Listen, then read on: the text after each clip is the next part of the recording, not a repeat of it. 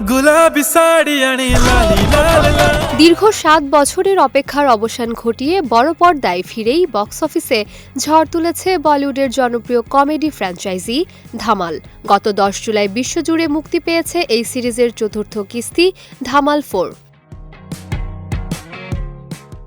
মুক্তির পর দুর্বল চিত্রনাট্য এবং ভিএফএক্স নিয়ে দর্শক মহলে কিছুটা সমালোচনা ও মিশ্র প্রতিক্রিয়া দেখা দিলেও বক্স অফিসে তার কোনো নেতিবাচক প্রভাব পড়েনি। বরং অজয় দেবগান, আরশাদ ওয়ারসি ও রিতেশ দেশমুখের এই অ্যাডভেঞ্চার কমেডি দেখতে সিনেমা হলে রীতিমতো ঢল নেমেছে দর্শকদের।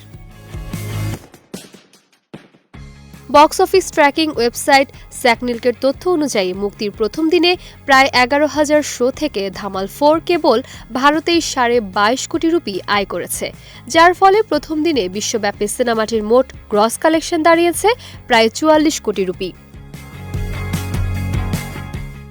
অন্যদিকে দ্বিতীয় দিনে ভারতের বাইরে ওভারসিজ মার্কেট থেকে সিনেমাটি ঘরে তুলেছে আরও ৫ কোটি রুপি।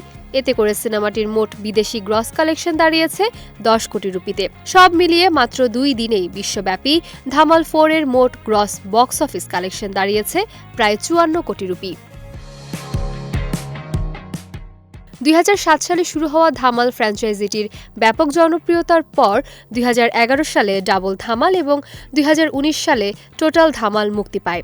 এবারের চতুর্থ কিস্তিও পরিচালনা করেছেন ইন্দ্রকুমার। একদল লোভী ও অদ্ভুত মানুষের দুর্গম দ্বীপে লুকিয়ে রাখা গুপ্তধন খোঁজার প্রতিযোগিতা এবং আনাড়ি জলদস্যুদের মুখোমুখি হওয়ার মজার এক গল্প নিয়ে তৈরি হয়েছে এই তারকাবহুল সিনেমা।